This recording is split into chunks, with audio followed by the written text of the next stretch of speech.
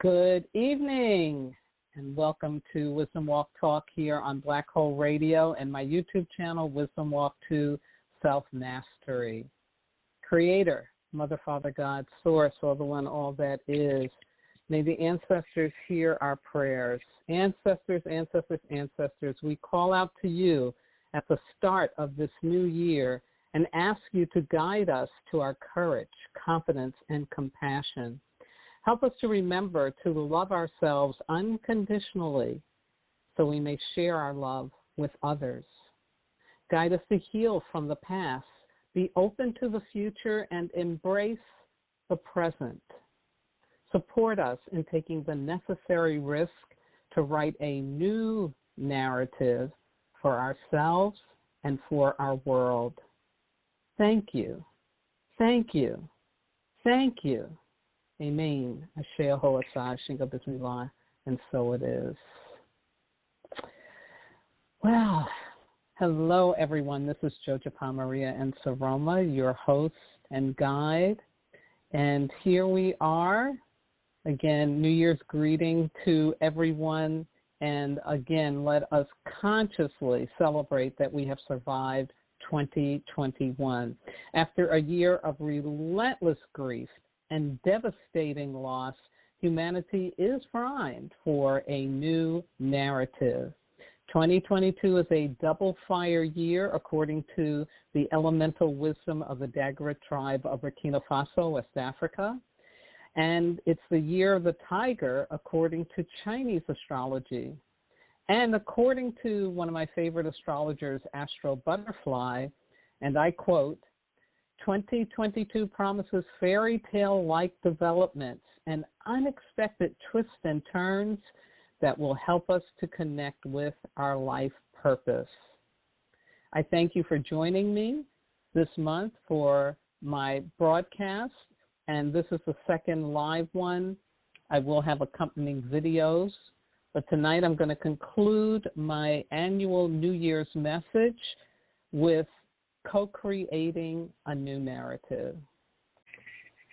My opening quote for tonight is the same as I used for my previous live broadcast, which comes from my teacher, Malidoma, Elder Malidoma, who recently passed in December. And it comes from his book called The Healing Wisdom of Africa. And Malidoma said, "So I became aware that the fire had burned something else in me instead of my flesh. The idea that fire does not have to burn hit my mind, and I became aware that I can choose what I want fire to consume inside of me. I also realized that this is a kind of functional fire I needed in my life, the fire that burns away all undesirable things that get attached to me in my life journey." Ashe, ashe. So, double fire year again, and just a reminder that we really are here, folks, and we are so connected to the evolutionary impulse of the universe. We're here to become the best version of ourselves as humans. Yes, that's the bottom line. And also from Malidoma, share this quote, also from his book, The Healing Wisdom of Africa. He says, "We come into the world in order to bring into completion the very plan which, as we are born into this side of reality, became our reason for human life.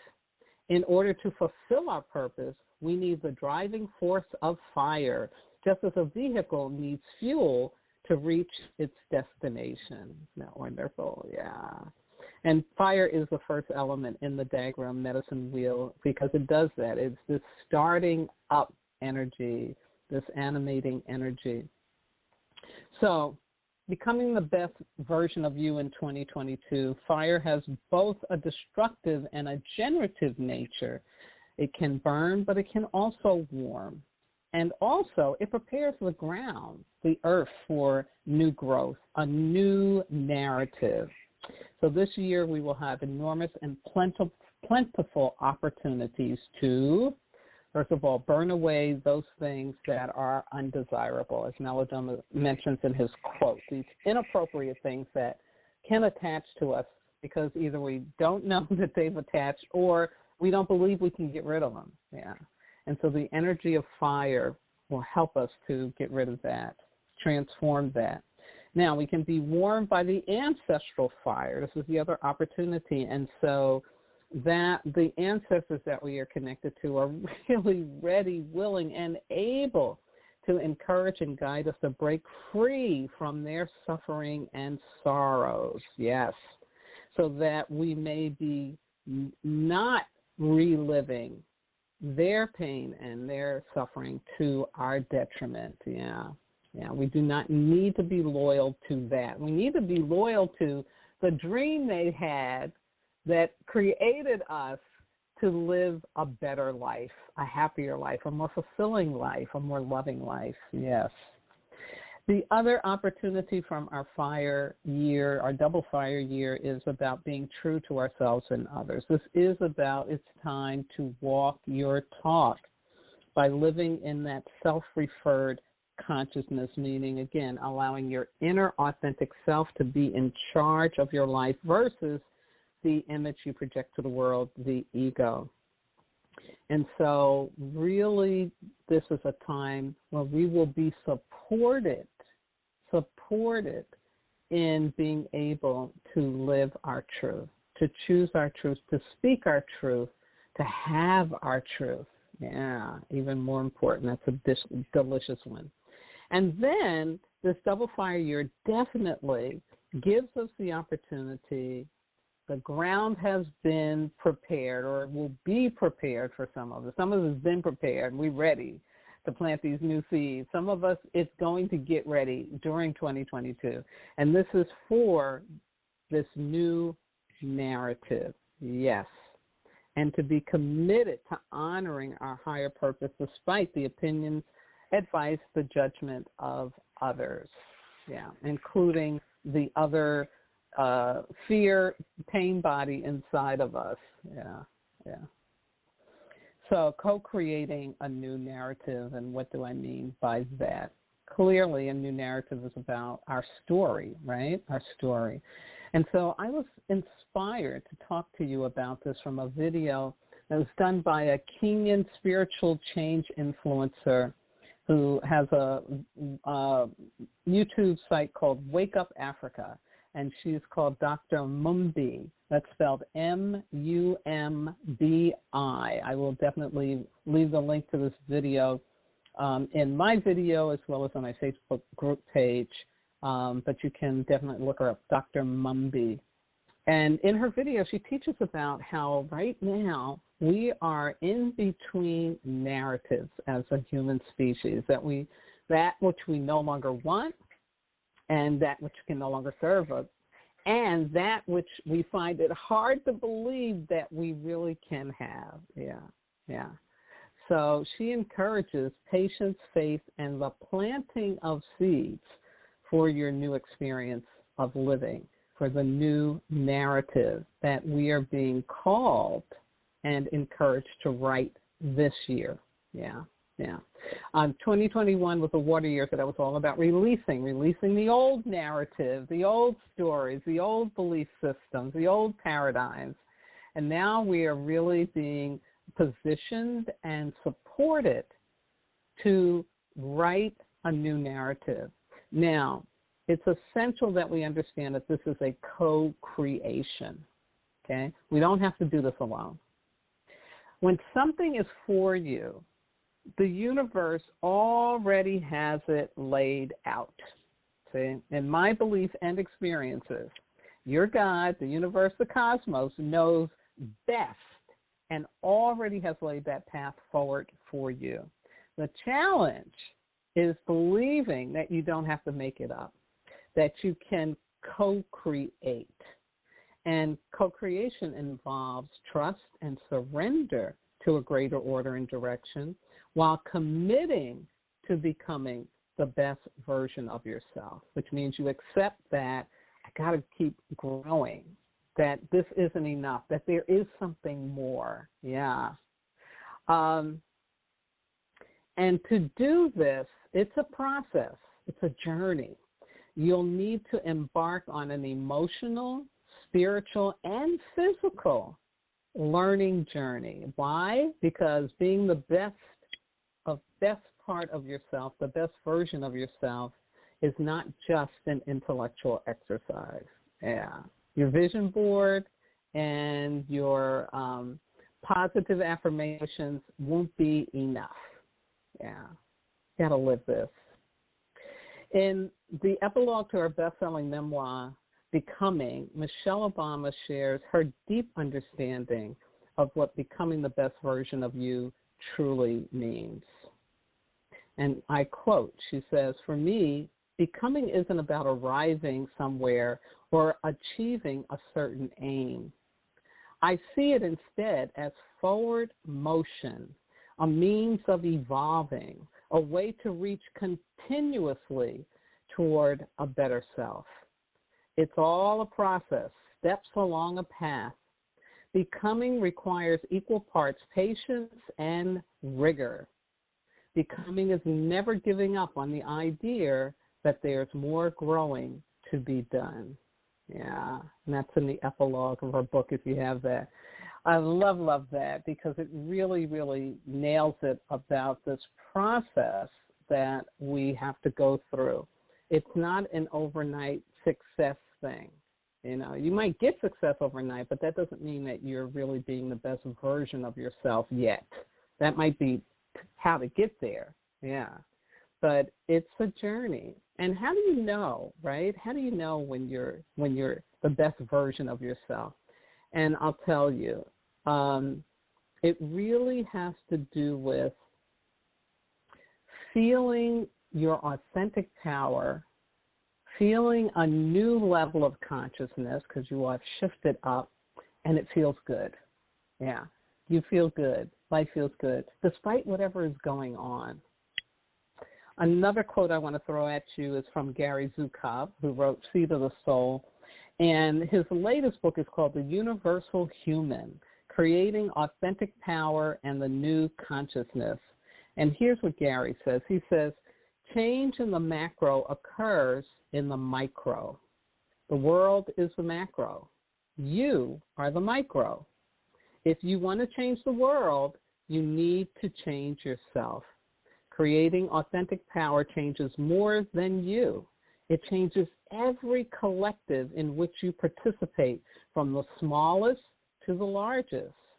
It changes your family, city, country, and your world. Yeah. So beautiful. So that's the power that we have, folks. You know, what we do matters. I tell you that all the time because it is totally the truth. Yeah. So again, the best version of ourselves is when we really feel good. We really feel in flow. And we're not, you know, inconsiderate of others, because our being in our best version of ourselves is a benefit to others. It's a blessing to others, yeah. But the piece of it is that I want you to really get is that it is a state of consciousness. It's a level of consciousness where you're not living in anxiety and doubt as a way of life. No. You're not living in fear of dying, fear of not having enough. No. The best version of yourself is love, the loving of yourself. And what love really is, because it's the most powerful force in the universe. What does that mean? That means it's beyond our knowing. It's not rational. But when you're able to shift up and connect with that, it's nothing like it. It is so amazing. So very powerful. Yeah, powerful energy. And that's what we're moving to. That's what we're headed to. You know, we really are in a new age. We really moved, humanity has, and I'll be doing a special video about that before June, more about the age of Aquarius, the age of illumination, give you some more understanding. But, you know, there's even science behind this. But we really, as human beings, have stepped into a new level of consciousness. Now, not everybody goes at the same time, but there are many people who have been there for a decade or more, decades or more, and then more people are moving there. So this is really the evolutionary impulse of the universe. And here's where it is. Here's where we're going. We're going into being loving, experiencing ourselves as loving from the inside out. Think about this. Most of what we know about love is coming from our experiences as children. And it's all about what's going on outside of me. Okay, I know love if what? Somebody tells me they love me. Somebody gives me a birthday present. Somebody helps me out if somebody bullies me. I know love from, you know, what goes on in my family, how my family relationships are, you know, whether or not I look pretty or handsome, right? You know, so it's all this external stuff. That's our first experience of love. As we grow and develop, though, it's supposed to become an internal experience. Yeah. And so that means that you can't rely on anything outside of yourself to really experience love. That's why as you grow and develop, things change and shift. You lose things, you lose people, and, you know, the universe asks you, okay, are you still going to be here? Are you still going to do your work? Are you still going to learn how to love yourself? And you have to make a choice. You have to make a choice because it's beyond the physical. It's beyond the 3 dimensions. It's beyond the 5 senses. Yeah, it's much bigger than that. And you actually do go on a developmental journey to get to that. Again, like I said, it doesn't happen overnight. Children, in a sense, before they start unlearning it, really are born with that ability to just be in the love and to do loving things. Yeah. Yeah. So it's something that we unlearn and then we have to relearn it again. Yeah. But again, we have to go on this journey. And so the co-creation, okay, co-creating a new narrative, a narrative that is rooted in, you know, the love. What, you know, the all sacred text, and definitely over 2,000 years ago, what Jesus Christ, the Yeshua, was really talking about. You know, when he talked about turning the other cheek, or they wrote that down, he talked about turning the other cheek. To really know what that means, it's not about I'm going to let somebody take advantage of me. No, it really means I'm going to be loving to this person that did something unloving to me. I'm going to experience myself staying in the love rather than in reaction to what that person said or did to me. That's a discipline, y'all, and it's something we do have to grow into, you know, because especially right now in this culture, we're so used to fighting back and yelling back and, you know, being in reaction to something that somebody says or does that we don't like or don't agree with. You know. The shift up is, how do I remain loving? How do I do something loving despite how somebody is treating me or talking to me or thinking about me? Like LeBron Jean, I'm probably getting the name wrong, but I know there was a Jean in there whose brother was shot and killed by a female police officer who happened to be white. And at the end of the trial, as he's on the witness stand, he turns to the judge and he says, "Can I hug her?" And there's that famous picture of him hugging the woman who killed his brother. So he got to a level of forgiveness. He got to experience himself being loving despite this horrible, tragic loss of his. This is what I'm talking about, folks. Okay, that's the best version of a human being right there. That's what that is, yeah. So forgiveness, compassion, understanding, non-judgment. You know, tomorrow is Martin Luther King Day here in the United States, and everything that Martin stood for and talked about and walked about, that's the best version of yourself. We need to create that new narrative. We need to get to that narrative to become that best version of ourselves. And so this practice of co-creation, 3 parts to it that I want you to think about. The first is that it starts with learning to feel your emotions, so you know the difference between what feels good and what doesn't feel good.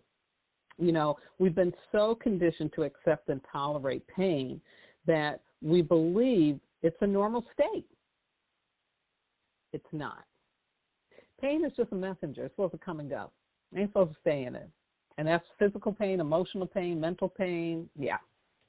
But in Western culture, we're so used to doing what, right? We're going to medicate it. We've gone sedated. A lot of times we ignore it. We turn it into a belief that, oh, that means I'm tough. That means I'm strong. Oh, it just means that you're good at shutting down your feelings. Yeah.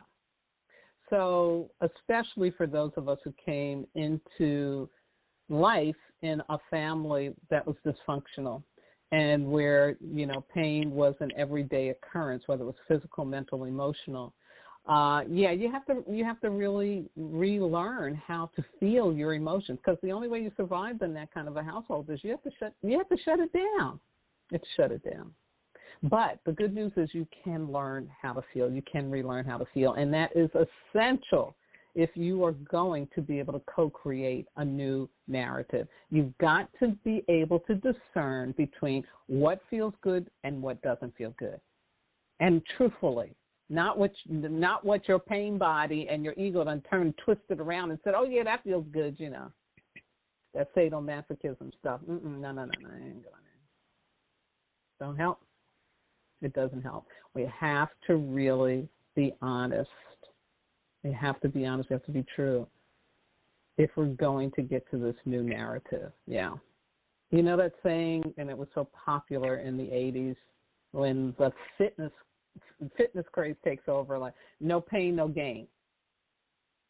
Really? Really? I got to hurt myself in order to look good and feel good about myself? It's not sounding too good to me. No. Again, new narrative. We need a new narrative, definitely. So next, after learning how to feel your emotions rather than shutting them down or telling yourself that what really doesn't feel good does feel good, yeah, moving out of that twisted up belief system, the next thing is to learn how to listen to your heart and to get support from your non-physical guides and teachers, your ancestors, your angels, and other loving entities, because you can't trust your ego. Yeah, got to listen to your heart. Learn to listen to your heart, and doing that practice. It's something that it takes time, because again, we're not used to it. We don't even pay attention to our heart. Why do you think that the number one killer, even despite the fact that COVID is around, still up on the list after COVID is what? Heart disease, heart attack. Yeah.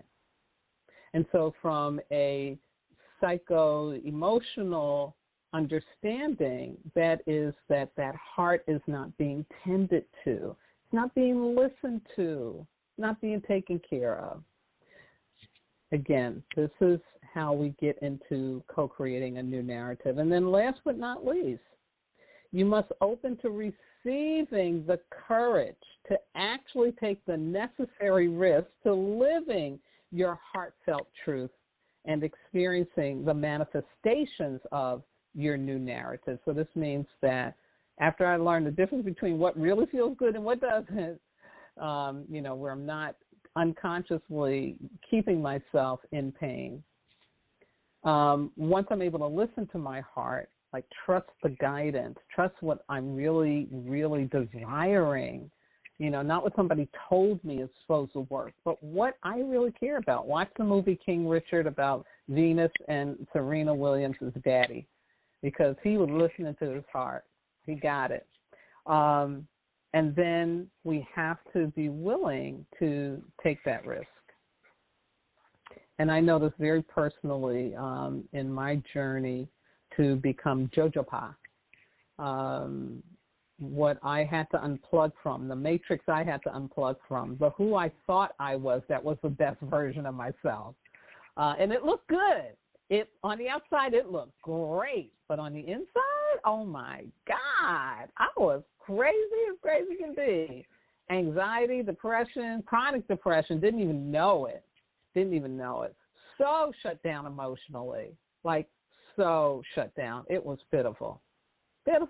And I couldn't even, gauge what other people were feeling and, because it was all about me. So it was very narcissistic in it as well. Yeah, it was not a good day, y'all. It was not a good day. So I had to take on all of that. I had to learn how to know the difference between what is painful, what is not, how to listen to my heart, slow down to do that. God, I could have easily had a heart attack when I was in my 30s, easily. And then I had to unplug, and I had to take the necessary risks to go out and learn what the best version of myself was, what it looked like, tasted like, sounded like, talked like, felt like, all of that. Yeah, it's a journey. Yeah. So if I can do it, anybody can do it. Trust me, anybody can do it. So here's my contemplative exercise for you. Number 1, what pain do you know is stuck in you right now? What pain do you know is stuck in you right now? If you're not clear, ask for clarity from your God and non-physical helpers. It can come through a conversation, a dream, or even a movie. Yeah. But intend for that. You need to know what that pain is, okay? And you can know that. Number 2, ask yourself, why are you staying in the old narrative that the pain represents? Yeah, stuck pain is coming from an old narrative. So again, why are you staying in that old narrative? That's what you want to ask yourself. Number 3, ask yourself, if you let go of the pain, transform it, what would you have to have, what would you want to have show up in your life, right? So in other words, if you let the pain go, what's going to be able to show up? Yeah. Put some good time into feeling that, thinking that. And then last but not least, use the full moon energy to support setting a powerful intention to have that pain transformed so you can begin to consciously embrace your new narrative. Yes. And again, I will put that in the description box of my YouTube video, and also I will post it on the Facebook community page, Listen More Community. My Sarah saying, which I used in the previous broadcast, because it's so wonderful and delicious, so simple, so powerful. And Sarah says, always expect a miracle every single day. Ashe. And speaking of becoming the best version of you, I was very graced to be able to be on the cover of Carmen Ray's Be Well magazine for women entrepreneurs and others, and a great honor. And I did an article in there that is becoming the best version of you in 2022. So I'll leave that link too so that you can get it. It's an online magazine, but you can also order hard copies. And last but not least, I want to thank my God, my ancestors, my spirit guides, loving entities, everything that walks with me, keeps my head to the sky, my feet to the ground, and my heart open to do this important work with and for all of you. So please have a healthy and safe Earth, Fire, and Mineral weeks coming up. Receiving support, being truthful, and connecting to the souls of others. Now, continue to wear proper mask. It's the N95, meaning, don't just use one cloth because that is not going to be enough. And they do sell the filters. That's what I've been using with my cloth mask. And then sometimes I get too cloth and put it over, even with the filter, if you can't get a hold of the 95. But, Omicron and his brothers and cousins, they're not playing. They're not playing. So we need to accept that and keep them from being a host in us and taking up room in us like we a hotel and everything's on the house. Yeah, we need to let that go. If for some reason you can't mask, then, you've got to seriously strengthen your immune system and avoid being in crowds and in proximity to people. Practice safe relating. Wash those hands frequently. Avoid perceived safety. Embrace science safety. We're not in the middle ages, people. And most importantly, please, please, please remember that you are not disposable. In fact, you are divine. Good night now.